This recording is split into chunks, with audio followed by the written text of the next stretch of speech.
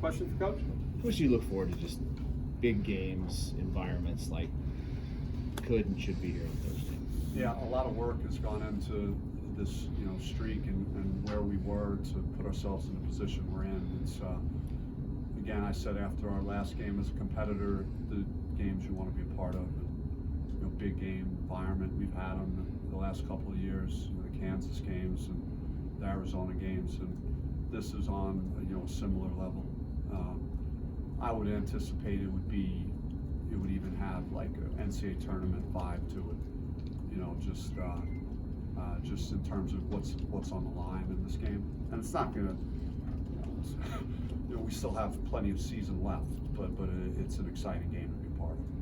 I know coaches often talk about a team not being able to deal with success. When you look at your current run, what has been the key for your team to deal with success with this? Just want to stay grounded, stay humble, stay. You don't want to think you're better than you are. You want to keep practicing hard, practicing well, emphasizing all the things that we've done from a preparation standpoint going into each game.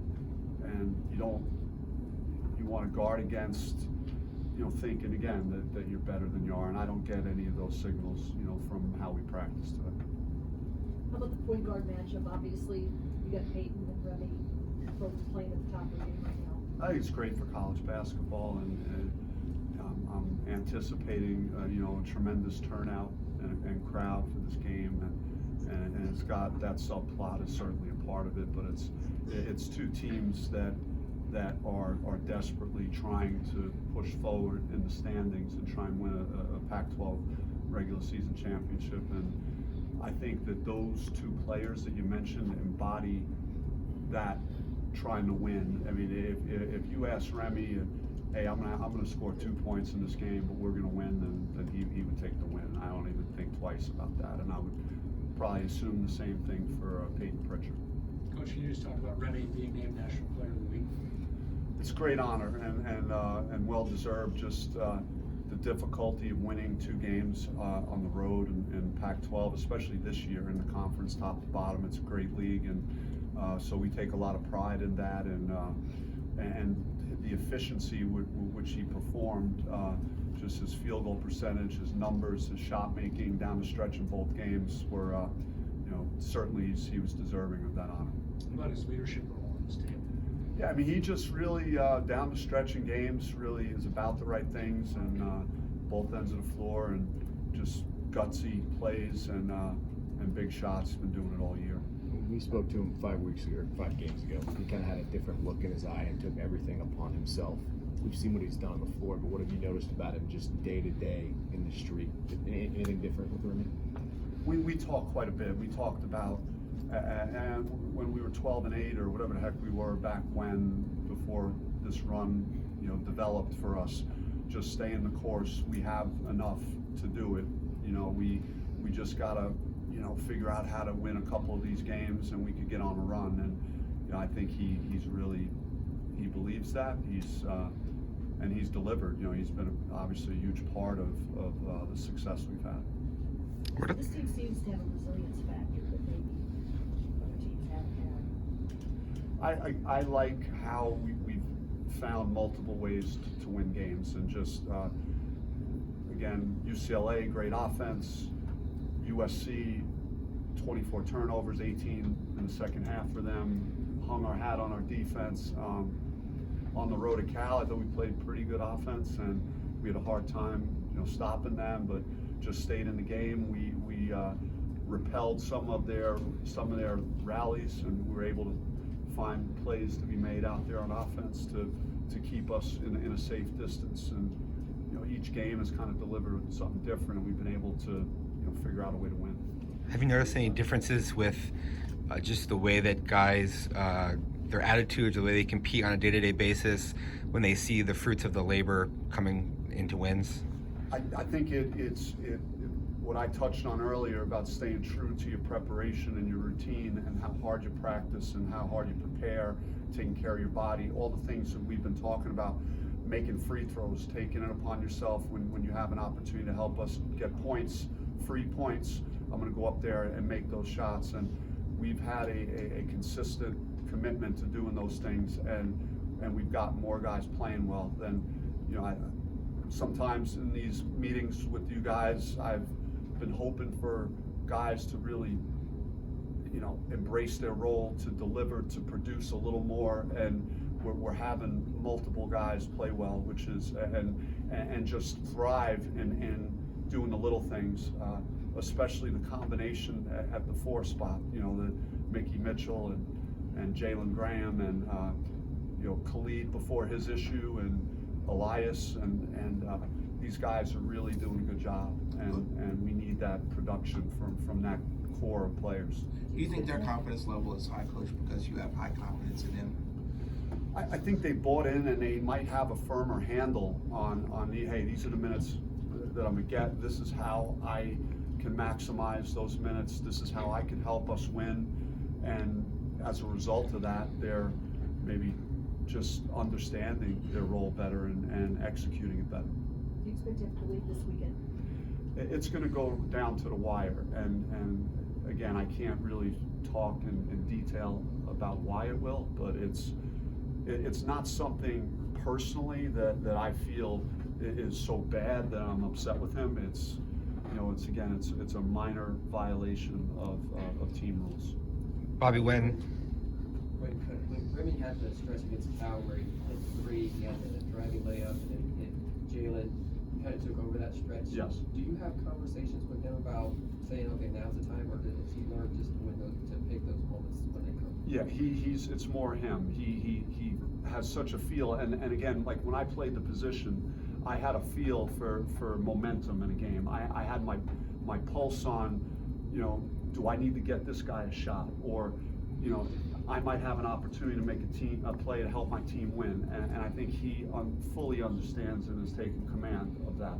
So both he and Verge have been signaling me, hey, I got it going, you know, I try and get me the ball, coach. And so especially in the Stanford game, it was hard to figure out which guy I should get the ball to between Verge and Remy, but Remy especially has had an amazing track record of making big plays, you know, late in games. Some of the shots he made were just unreal. You know, the shot off one leg, again, he dropped it off to Graham. He threw another beautiful pass to Kamani Lawrence for an open 3. So it's been a mixture of him creating for himself and creating for others.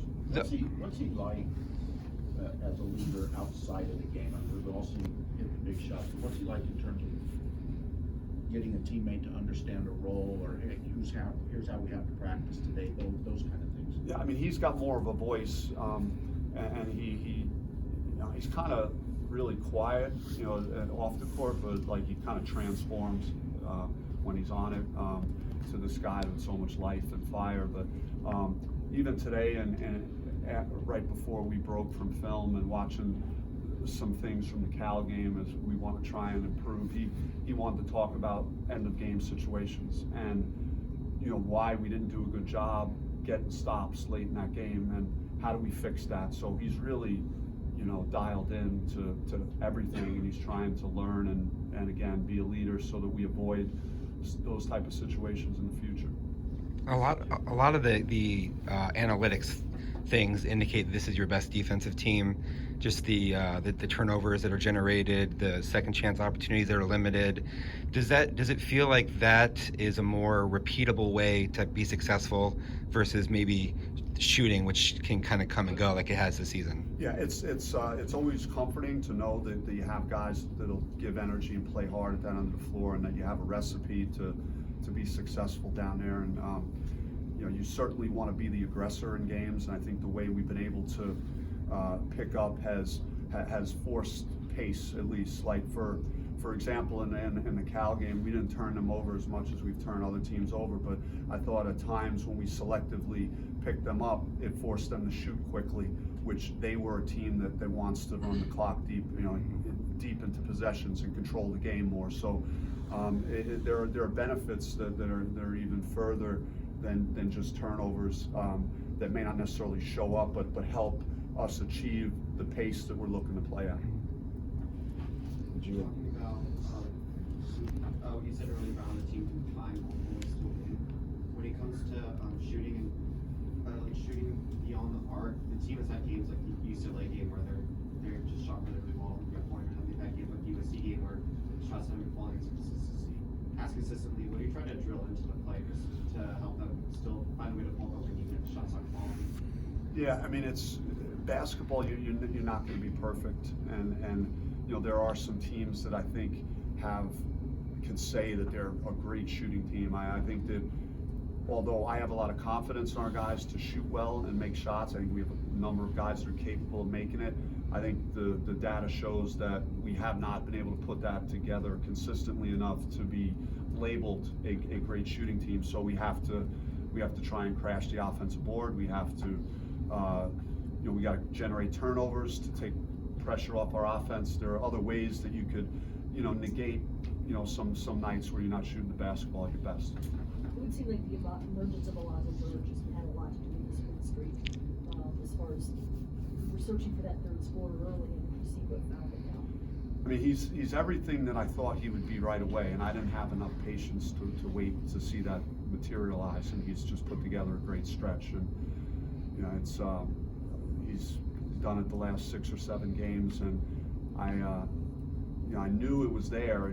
I think some of it again is just learning to play together with Remy, and on his team last year he averaged 30 a game. He had the ball just about every time down the court, and it's just a little bit different. There's other guys that need to have the basketball, and it was an adjustment for him, but he's kind of living up to what I thought he'd be. I thought we wouldn't miss a beat on offense with him, with losing Lou.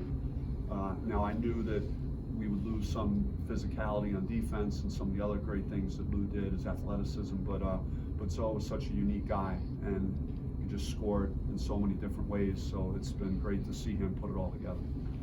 Nice for 2 crews trying to break the student attendance record on Thursday. How would that elevate not only the atmosphere but the team play? I think our guys are guys that feed off a great environment, great crowd, and we played in a number of these players have played in a lot of big games here and on the road and in the NCAA tournament, so those type of crowds would really give us a big lift, a big boost, and there's so much that's at stake in this game and this week that we hope that with the position we're in and all the hope that we now have for postseason and things that are in front of us, that everyone would really show college basketball on Thursday night and on Saturday what Arizona State support is like, and so I'm just very hopeful that that's going to happen.